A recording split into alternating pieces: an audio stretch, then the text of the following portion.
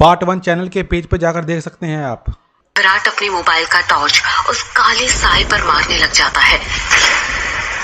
जब उस टॉर्च की रोशनी उस काले साए पर पड़ती है तो विराट देखता है कि वो साया और किसी का नहीं बल्कि एक लड़की का था। नदी के किनारे पर एक बहुत ही खूबसूरत लड़की खड़ी हुई थी जिसकी उम्र करीब 24 साल और लंबाई 5 फीट 2 इंच थी। उसकी लंबी सी गर्दन, गुलाबी से होंठ, बाल खुले हुए जो उसके कमर तक आते थे, उसका गोरा बदन और उसी गोरे बदन पर उसने काली साड़ी पहन रखी थी। वो लड़की किसी अप्सरा से कम नहीं लग रही थी। वो इतनी खूबसूरत थी कि कोई भी मर्द उसका रूप देखकर अपनी हदों को भूलकर उसकी बाहों में मदहोश होना चाहेगा। वो लड़की अपने हाथ से विराट को इशारा करते हुए अपने पास बुलाती है। उस लड़की को देखकर विराट भूल गया था कि यक्षिणी जैसी कोई चीज भी होती है। विराट अपनी साइकिल को वहीं पर छोड़ देता है और जल्दी जल्दी उस लड़की के पास जाने लग जाता है जैसे उसके बदन में कोई आग लग गई हो। विराट उस लड़की के पास जाकर उससे धीरे से पूछता है, कौन हो तुम और यहाँ पर क्या कर रही हो? क्या नाम है तुम्हारा? लड़की अपने चेहरे पर मुस्कान लाते हुए कहती है, नाम में क्या रखा है, जो रखा है काम में रखा है। कैसा काम? लड़की विराट की आंखों में देखते हुए कहती है, वही काम जो तुम घर पर जाकर अपनी पत्नी के साथ करने वाले थे। तुम उसे आज रात भर जगाना चाहते थे ना? क्या तुम मुझे नहीं जगाओगे? उस लड़की की आंखों में एक नशा सा था जिसे देखकर विराट सब कुछ भूल गया था। ऐसा लग रहा था जैसे वो उसके वश में आ गया हो। विराट भी उस लड़की की आंखों में देखते हुए कहता है, हाँ क्यों नहीं, मैं तुम्हें आज रात क्या कल परसों नरसों हमेशा जगा कर रखूंगा, कभी नहीं सोने दूंगा तुम्हें। इतना कहते ही विराट उस लड़की को अपने सीने से सटा लेता है और अगले ही पल दोनों नदी के रेत पर निर्वस्त्र पड़े हुए थे। दोनों के जिस्मों की गर्मी से रेत उनके शरीर पर चिपक गई थी। उस लड़की के बदन में से चमेली के फूलों की खुशबू आ रही थी। लड़की नीचे थी और विराट उसके ऊपर।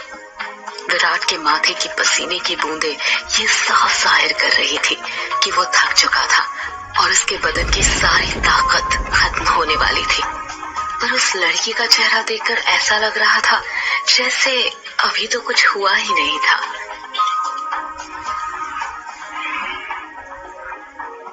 उसके अंदर की प्यास अभी बुझी नहीं थी।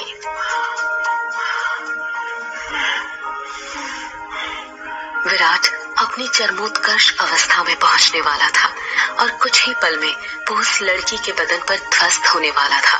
तभी उसकी नजर उस लड़की के वक्ष पर पड़ती है और वो देखता है कि उस लड़की के वक्ष पर धीरे धीरे झुर्रियां आने लग गई थी।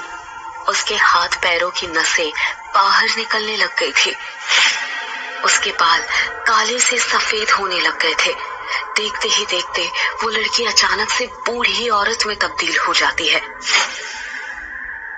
ये सब देखकर विराट की आंखें फटी की फटी रह गई थी। उसका गर्म बदन अचानक से ठंडा पड़ गया था। विराट कांपते हुए कहता है, कौन हो तुम? वो लड़की धीरे से कहती है, मैं यक्षिणी, तेरी मौत। ये सुनकर विराट के रोंगटे खड़े हो जाते हैं और वो झट से उससे दूर हटने लगता है। पर उसी वक्त यक्षिणी उसे अपने दोनों हाथों से पकड़ लेती है और कहती है, अभी कहाँ जा रहे हो प्रियतम? मेरी प्यास अभी बुझी नहीं है।